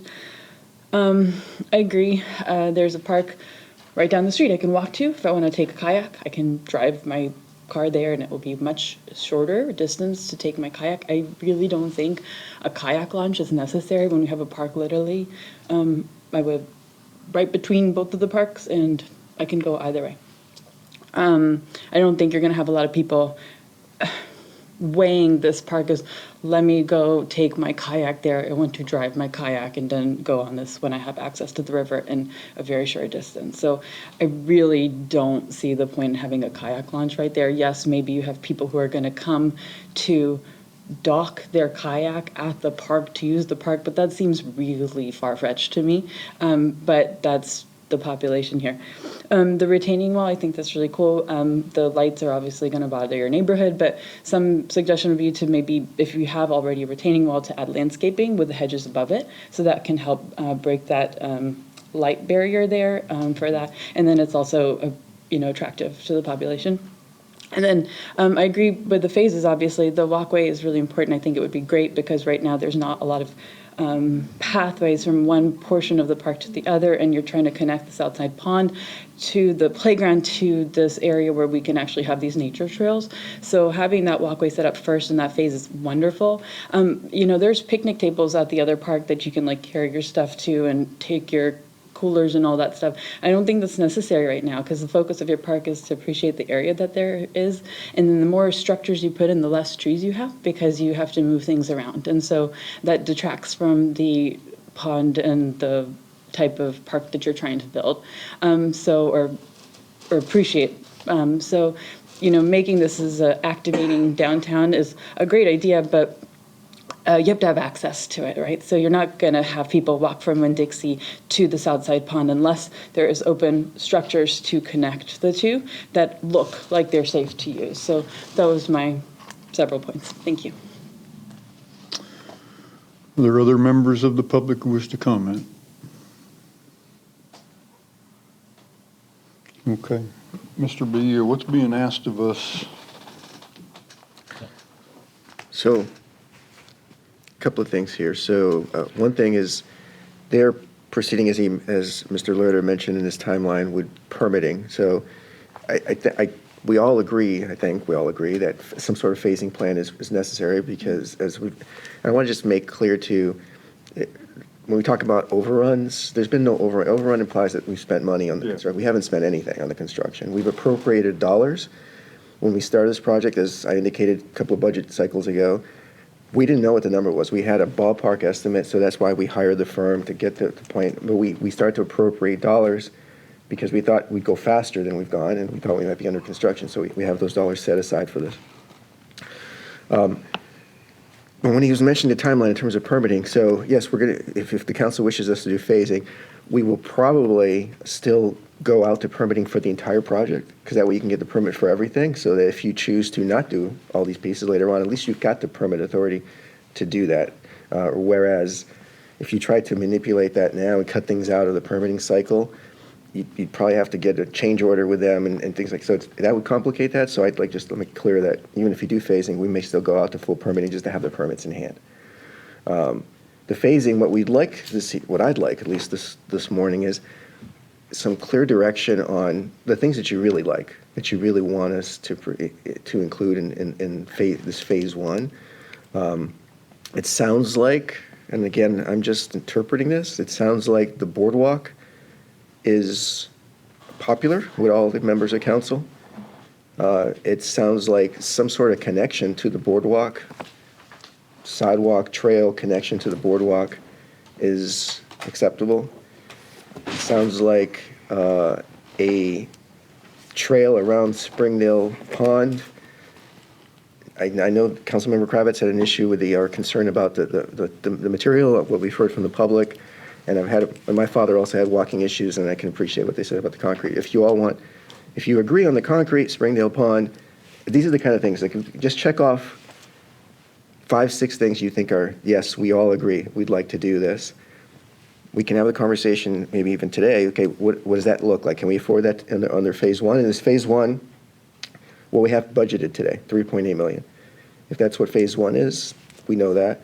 I understand the concern if the council feels like we should wait in terms of bidding this out after the November election, we can also do that. So just like to have some of those touch points clarified, that would help us so we're not losing more time. Okay. What do you think?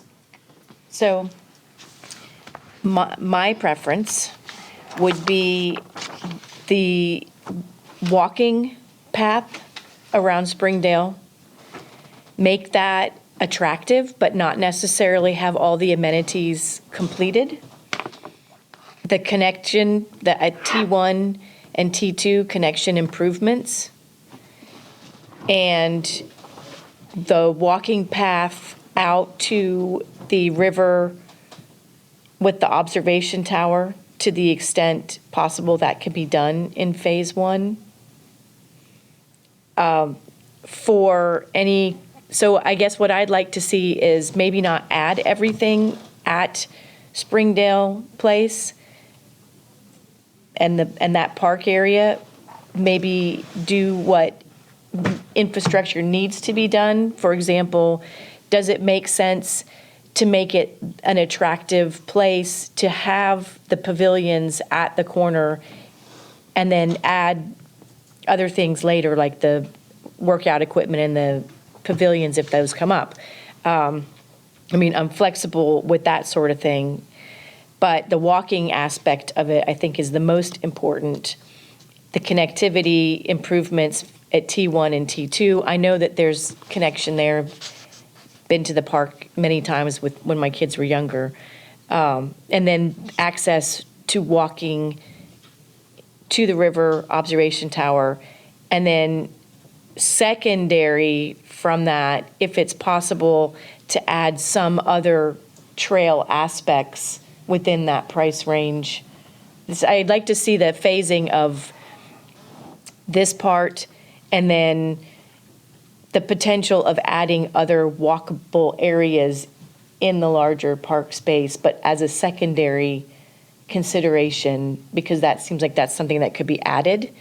And then I'd like to see the possibility or the practicality of parking, additional parking along, what is that, the east side of the Springdale Pond as a secondary, or I don't know what that does to the walkable space, and I don't know what that does to the street aspect of it, but even though we want to activate and we want people walking, practicality-wise, people also like to drive. So, and I know if we have events like we had in the downtown space with the King High School concert, et cetera, we had empty space for people to park.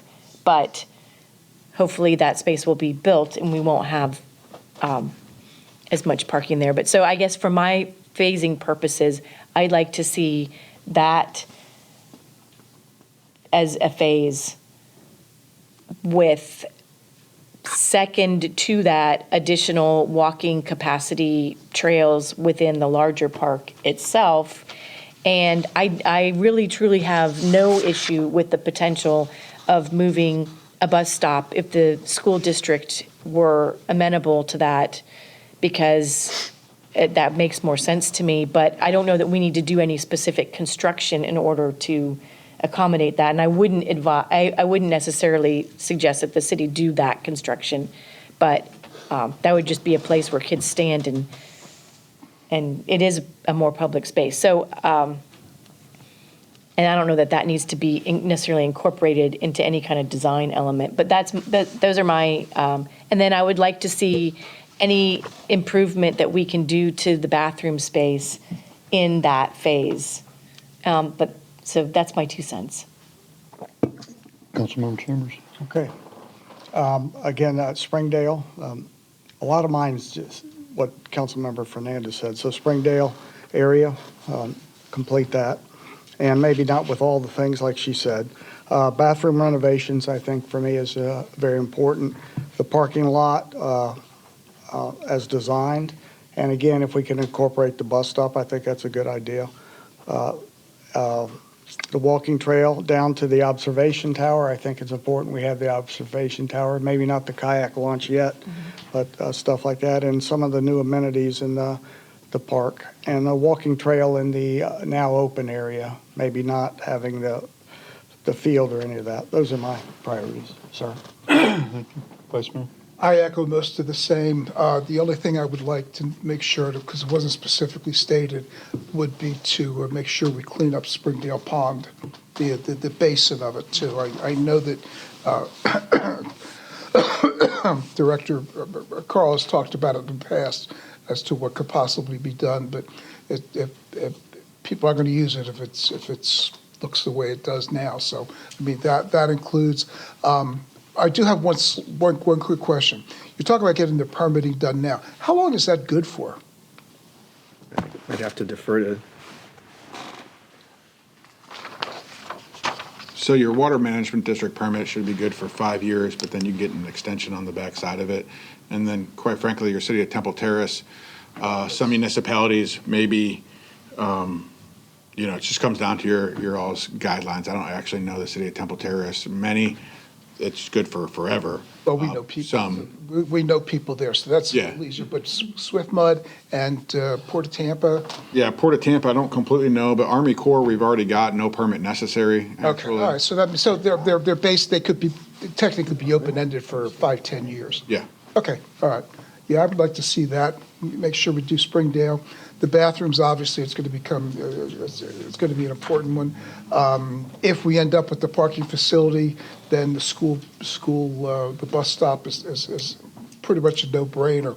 If we don't do the parking lot, then it becomes a little more problematic. But I concur with that. Councilmember Kravitz? Yeah, thank you. I'm really happy to see that there's a lot of desire to keep the cost of the project in check.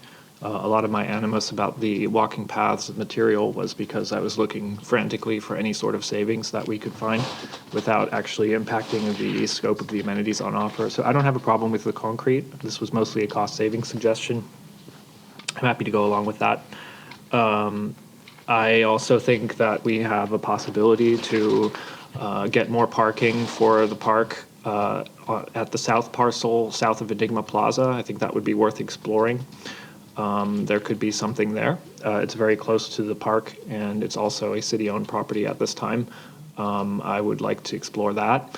I am a little worried about overloading the park and overloading Springdale with parking. I think when, my suggestion is like move the parking. It's not just add more parking. So I think people do want a green natural space there.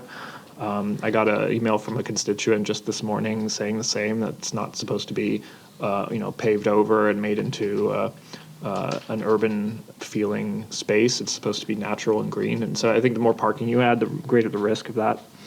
And I fully agree with everyone's comments here about the park should be for walking. I think that is what 85% of the people who came, this was over 350 replies, I think, that we got for the number. So this is a very representative sampling of what people think in Temple Terrace.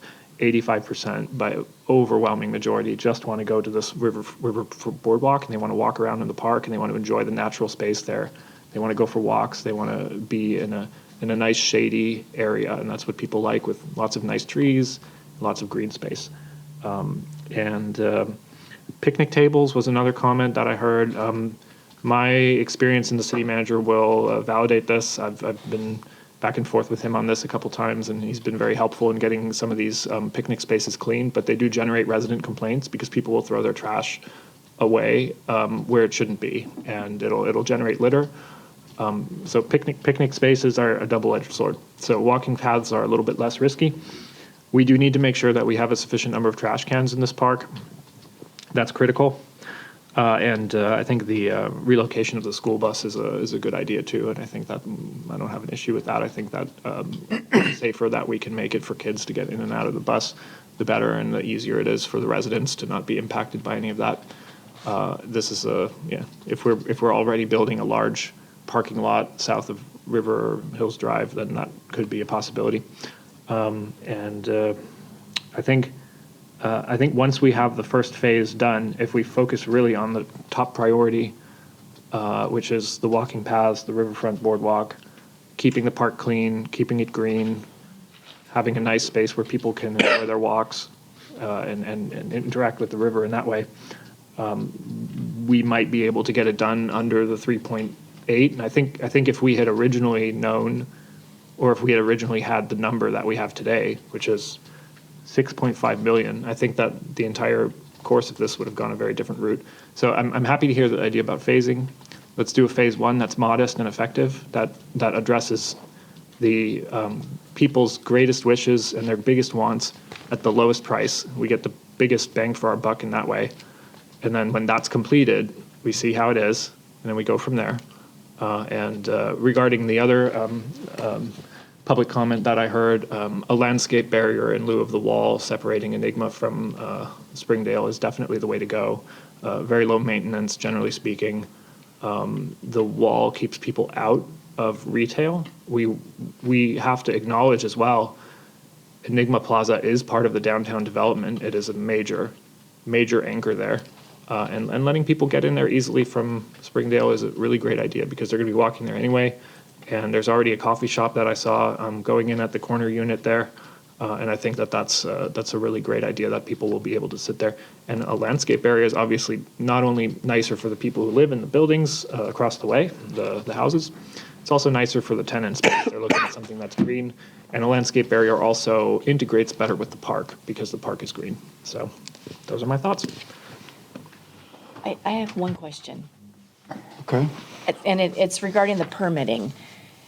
So with regard to, I know that the river, there's multiple agencies that have jurisdiction over the river, Army Corps of Engineers, EPC, what have you. And when we talk about the permitting with those agents, all of those different agencies, is that only for essentially the observation tower or something that would go into the river, or does that impact anything that might be developed later in the park? It's like on the green space of the park. Yeah, so it's kind of a multi-tiered answer for you. So each entity has their own specific criteria. Like Port Tampa, they're really only caring about what's in Hillsborough River.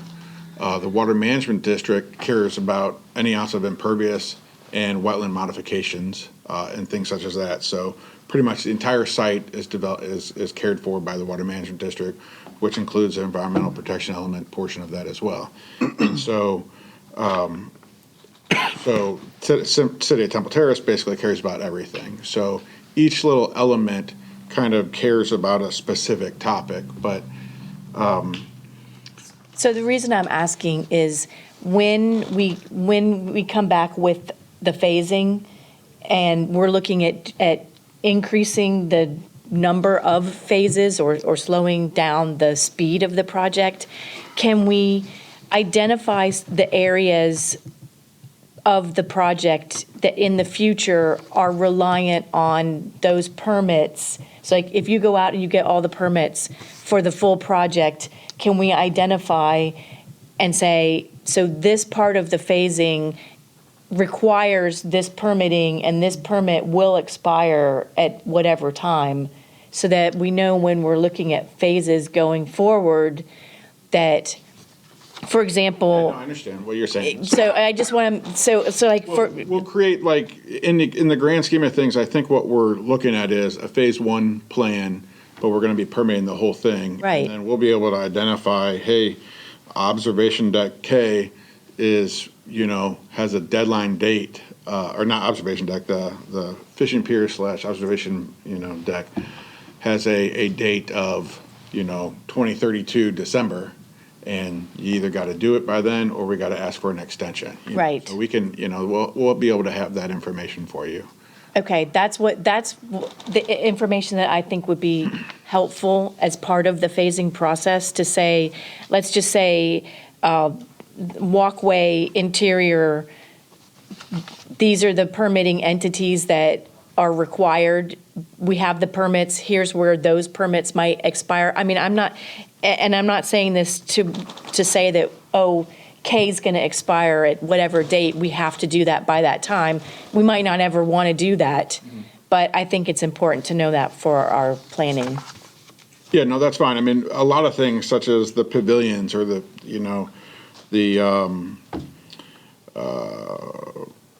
workout stations. I mean, all of that, it's really going to be permitted under the current Water Management District permit, and along with the City of Temple Terrace. And so most everything really is not going to be of a significant long-term phasing kind of issue, as long as we permit this at one point. I mean, even if we let the permit lapse with the Water Management District and we haven't built certain objects, we can kind of go back and rekindle that permit and so forth. But, from what we see here, I think we'll be able to develop a really nice park that's going to, primarily the major focus of what we're not kind of installing is a lot of the additional amenity upgrades and maybe the oval. And a lot of the other elements are really going to be trying to get incorporated into this phase one. And so I think this should work out well for everybody here. Okay, thank you. Okay, my turn. So I don't know, Mr. Bia, that we've really cut down phase one. In fact, I think we added to it. I was just Yeah, going to. well, let me, because we added to it with putting parking, and I don't know that we've cut it down. So if you can do all that for our budget, that's fine. I'm not opposed to, well, I am opposed to a couple of the things that were mentioned. So we don't quite have consent or unanimity. If phase one to me would be the parking lot, the crosswalks, the bathroom, and the boardwalk. That would be phase one to me. Say it again. The parking lot, the crosswalks, the bathroom, and the boardwalk. By the bathroom, I mean the bathroom renovations of the current bathroom.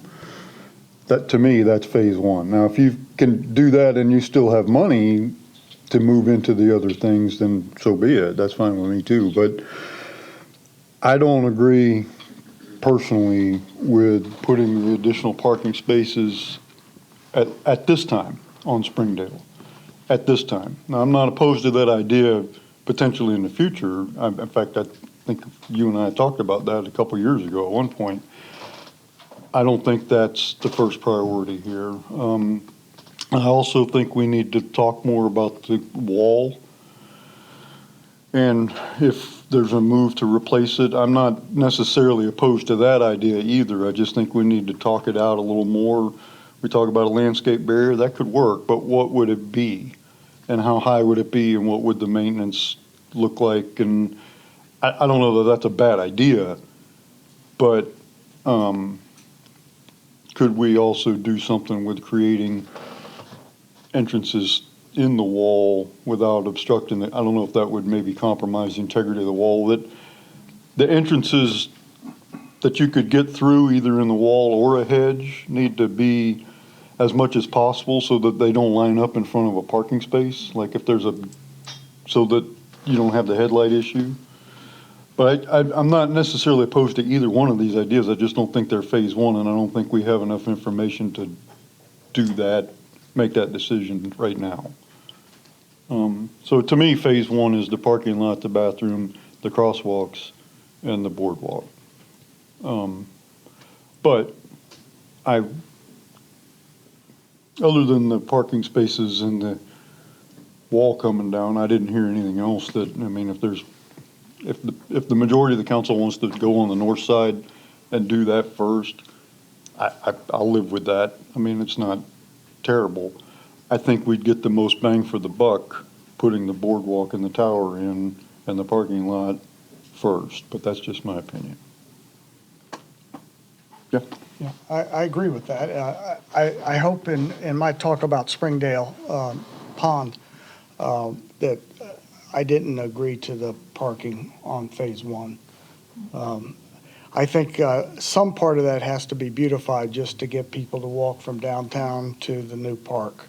So if we don't go all the way around, if we can find some money to maybe enhance the east side that's already there, to get people to use the crosswalks to go. Because right now, if we put the parking lot in where it's supposed to be, people have the option to park there and walk into downtown and go to the coffee shops or the restaurants or whatever. And the people in the restaurants and the coffee shops have the option to walk down to the park and enjoy the sunset and all that. So I think that's the way we should go. Okay. Would you say, Councilmember Kravitz? Go ahead. But I just wanted to say, I am in opposition to having parking in both places.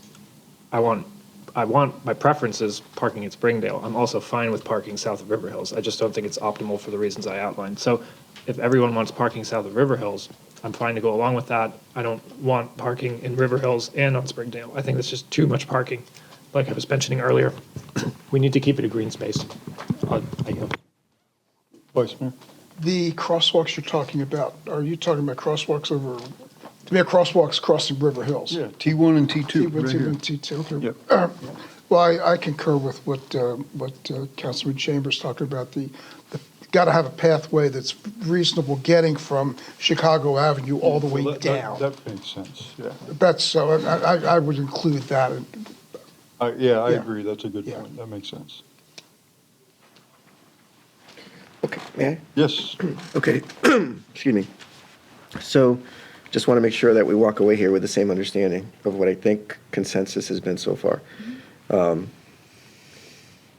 Boardwalk, which here looks like it's J on the drawings.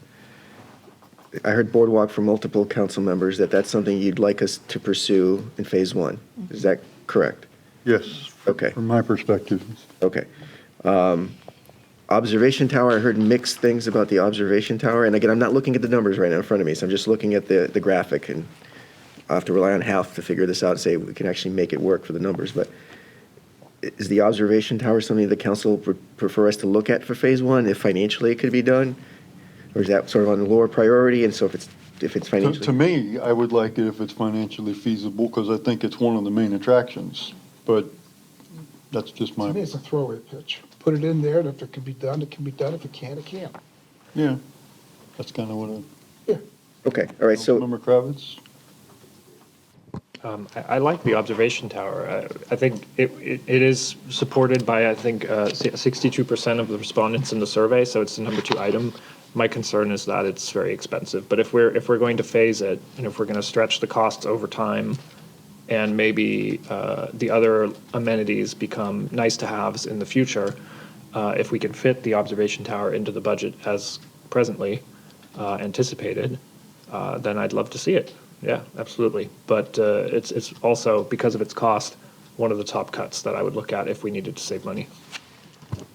Same for me, but also in phase 2 of the original Riverside Park was an observation tower. So it's been in phase 2 of this project for 20-something years, so, no. My personal opinion, I'd like to keep it in the observation tower in phase 1 because it gives you a destination or the pathway to begin with. So and to be clear, I'm not suggesting that any parking on Springdale Place I'm just asking if you're Let's get going to look let's at get it. the observation tower. So the observation tower, yes. I think Well, it's important in phase I 1. think what everybody is saying, and you guys correct me if I'm wrong, is that we would like to see the observation tower in phase 1 if it's financially feasible. Okay, the boardwalk is more important, of course, than. Yes. Yeah, okay, understood. All right. Okay. The next piece, so the parking lot. I think Ms. Kravitz mentioned about moving the bus stop. I'd never heard that concern before, so I'm glad she brought it up. I did agree with what Vice Mayor said. If we are going to consider that and work with the school board, that to address the concerns that she raised about people with their cars idling, if we're going to make it to this, you'd probably want to have that parking lot there as well as another reason to have this parking lot on the south. So can we go with that? Can we run with that idea that the parking lot is doing the parking lot in the south? Yes. That's where I like it. but- Yes. Okay, all right, so parking lot in the And south. before we leave sir. the bus, because I'll forget to go back to Yep. that, would you have Chief Staley, have our PD talk with Chief Newman over at we don't need to wait till a parking lot's built. I mean, if there's a problem out there with kids, we need to do what we can to address that now.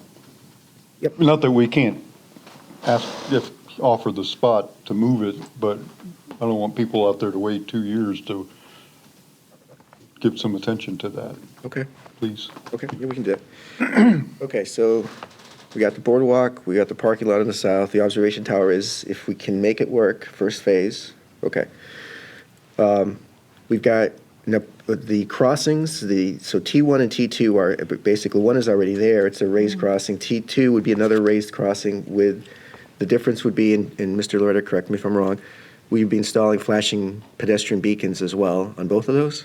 Yeah, that's my recommendation. Okay, okay. And it seems like everybody was okay with that? Is that correct? I think it makes sense because without T2, that aligns with the parking lot. I mean, Okay. that, I don't want to speak for everybody if you feel differently, but, okay. Okay, all right. The part that I missed in this conversation was, and Mr. Loretta, you'll have to tell me, you probably have a very solid idea here, but the connection from, so if we're doing the parking lot, the connection to the boardwalk, is that J? Is that proposed? Can that be fit in this phase potentially?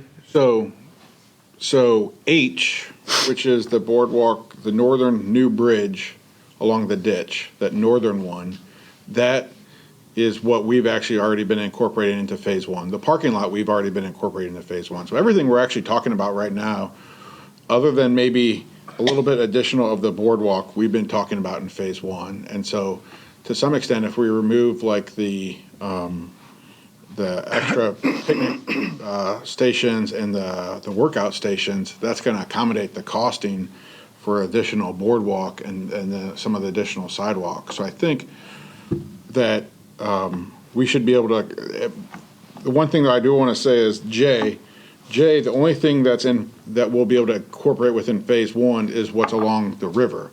So what's along that ditch was not considered within that phase. That's a one. creek, by the Okay, creek. sorry. Yeah, we don't have Wrong. ditches, we have creeks. The beautiful creek, which will be enhanced in phase two, that really is a part of the phase two portion. And so, what I would say is the item J on Springdale Pond, that one will be we'll put it in there, and that will be either can we build it or not. I mean, that's almost like the last thing. Hopefully, that's the last $100,000 that we can put into this thing.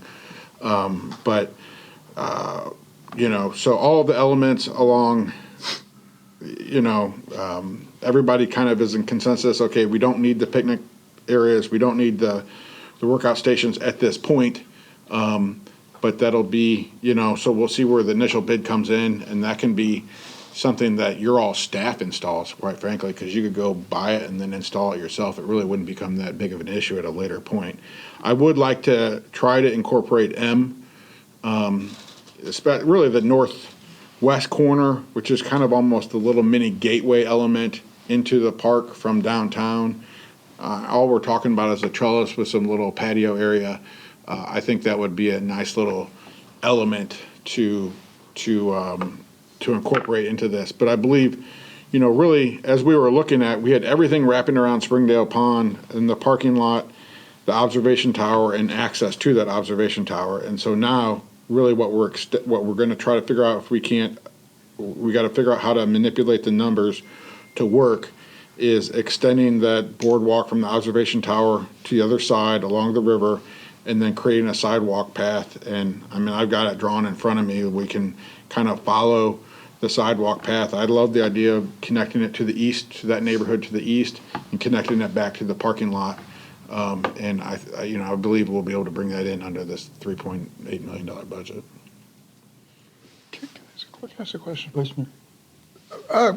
Refresh my memory. I thought H was already in our existing capital plan.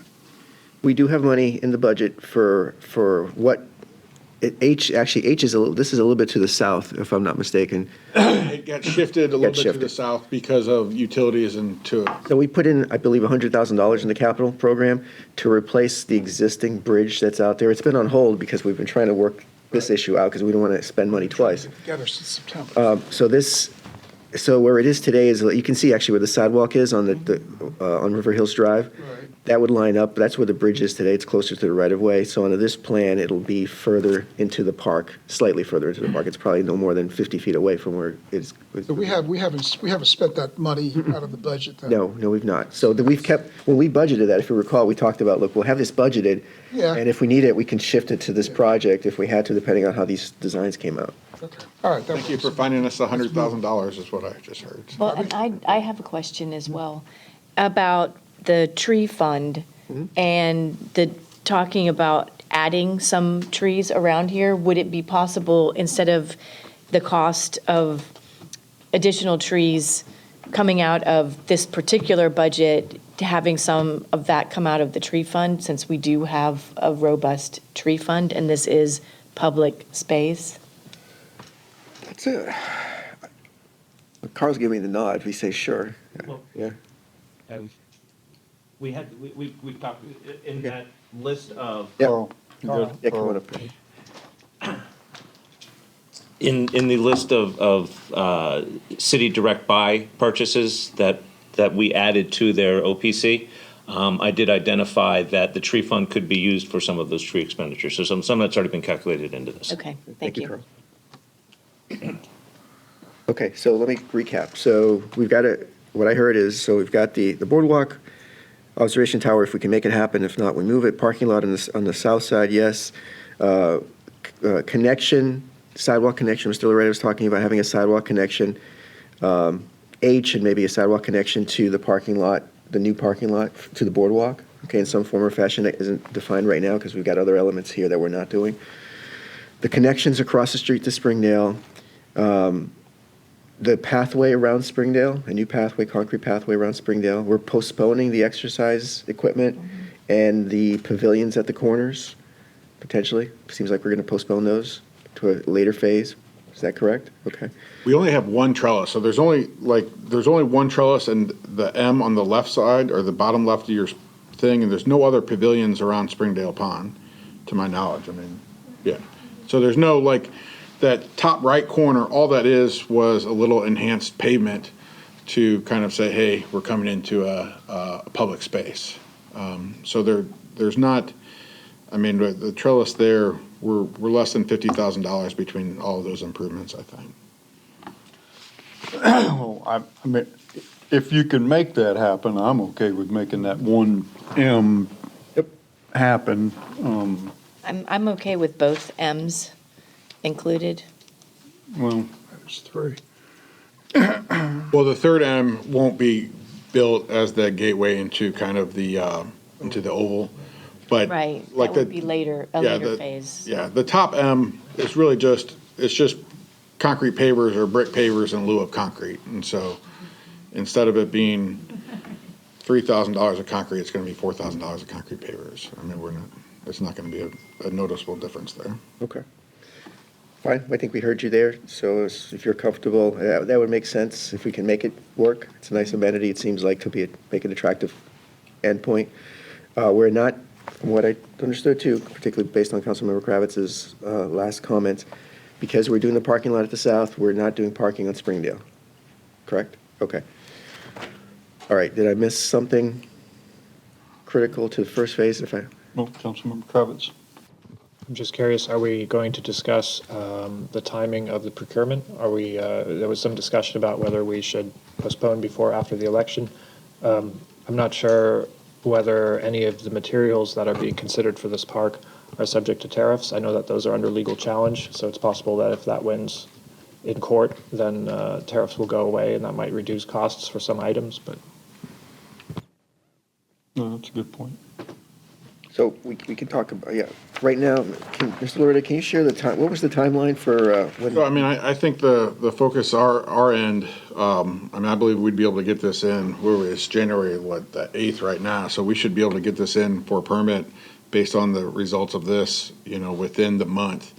And then it should be a 3 to 4 month permit timeframe. I just don't see why it would need to be much longer than that. And so we should be able to be February, March, April, we should be permitted by the end of May, if not before then. And so, depending upon, I think we could get, it comes down to your all's bidding process and so on and so forth. I don't completely understand that here with y'all, but I mean, I'm sure Carl and ourselves, our team could work together, get the bid ready to go. And so come May, mid-May, it could go out for bid. So, what I was hearing from the council is they'd prefer to delay that. Well, let's talk about that, because I mean, the money's budgeted in the current budget year. However, I am a little concerned about, we put this out to bid in the summer, we start construction late summer, early fall, perhaps we start moving things, dirt around, we start building. And then November, there's a constitutional amendment that passes that seriously disrupts our revenue stream, and we have a park under construction and at the same time that I'm just trying to figure out the timing of this. Yeah. Your meeting, sorry. Well, so these are my thoughts. If that constitutional amendment or whatever the it ends up being, all right, so where there's a dramatic change in property tax revenue, which I do want people to understand that the property tax, the revenue that we collect from that is a calculation based on a value of your property to pay for the services that the city provides to the residents. And that has a cost no matter what. So if that does come to pass, so I'm going to go on the record as saying I don't mind moving forward with phase one of this project because I see that as adding value to the overall downtown project that we've been looking to do. 56th Street, which is very suburban looking, needs improvement in order to help delineate, give us a sense of place, et cetera, and actually provide value and ultimately enhance the entire city, basically, for the residents. If this property tax, any of the iterations that are being proposed does pass, and we see a dramatic reduction in funding to the general fund, which is where the funding for our police services, our fire services are paid for, as well as Parks and Rec and other services in the city that are not through the enterprise funds, we have an ongoing problem with trying to figure out how those services are going to be funded on a continuing basis. It's not going to be a one-time. That will be an overall moving into the future restructuring on how, and there'll be a lot of discussion about that. So I guess, yes, I'm fiscally conservative, but I see this project as adding value overall to the city residents, to this project, to the city itself. And I don't see us, this not doing this would give us maybe a one-time, but it doesn't answer the entire process of how we fund those services going into the future. So that's my opinion. Thank you. Councilmember Chambers? Yeah, I'm in agreement with that. I would like to see it moving forward.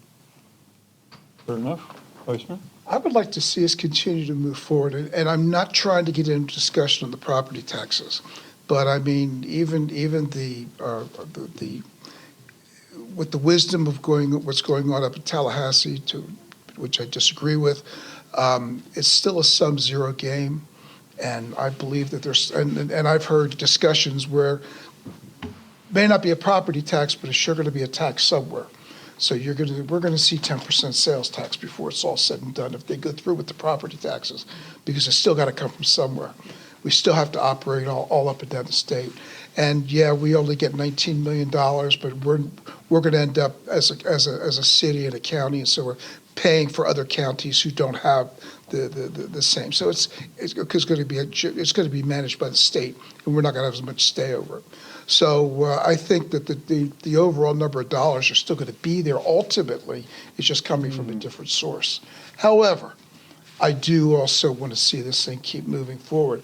I don't think we need to try and turn dirt before the summer. Okay, I still think we need to be prudent, but I don't want to sit and not do anything between now and then. I think we need to keep moving forward. We need to come up with what's this actually going to be, because none of us know right this moment what we're going to be looking at. We've already budgeted 3.8, I think it was, in the plan.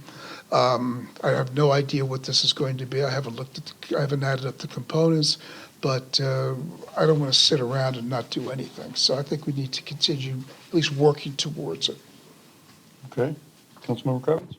Yeah, I'd like to see it move forward. I think it's not likely that any of the materials are subject to tariffs. I don't really think they would be. If it's fiberglass walkway materials or pine, that's likely to be U.S. made. As far as the property taxes, I don't want to speculate on that, and I don't see why we would borrow tomorrow's worries for today. When that happens, if that happens, then there will be other opportunities and ways of dealing with it. So I'm perfectly fine moving forward with it right now. And I think if we do intend to do that, then why not move it along? I don't know what the various arguments are for or against breaking ground at a particular time, but I imagine that would be a decision that the executive would make based on its own assessment. So. Okay.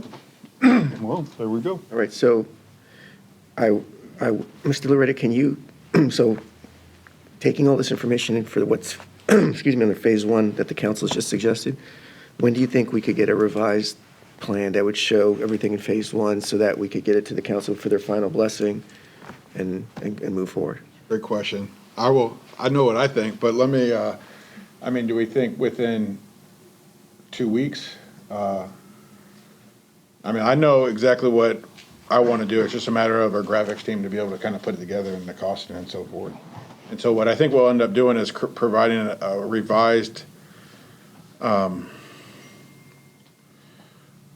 don't know if it's, if you all would be comfortable with a revised black and white plan that then we almost highlight actually what is within phase one. And then that may be the nicest, simplest way versus us trying to add additional color and so on and so forth. Yeah, when's your next council meeting? Next council meeting, the deadline's already passed for the next council meeting, so it's February, excuse me, it's January 20th. We're gonna go back and we can, from my perspective, we can kind of have this kind of coordinated this afternoon. It's just then a matter of getting it completed, so. 2 weeks, but then if we have it ready for February council meeting? Yeah, so, okay, so it seems like, from what I'm hearing, we can hit the first February council meeting. Carl, does that sound reasonable to you? Does that sound okay with the council? Okay, so if that's the case, we bring it back February 3rd. February 3rd, It's 3rd. and then you can approve it, hopefully, and then we can go and they can move forward. Understanding would be then we would go continue the process as outlined, go for full permitting, go to issue get the final engineer's cost estimate for the bid, do the bid specs, issue the bid, and just keep going. Okay. Okay? All right. Any questions that you have of the direction from council? Yeah, so it's a. January 20th. I need those materials for the February council meeting. Shouldn't pass out, so it's probably not too bad. Yeah, we can make that happen. So I appreciate everybody's time here. I think we've got clear direction. I think the park and the project that's gonna be installed within phase one is still gonna be a wonderful project. And then, there's gonna be a lot of elements that the city can individually add, probably within your own staff as this thing proceeds forward and, kind of continue to enhance this. So. Thank you. Council members, any final comments, thoughts? Thank you. Thank you. Yes, thank you. The manager, good? Mr. Langfield, we're good? Yes, sir. Got everything we need? Okay. We will be adjourned then. Thank you very much.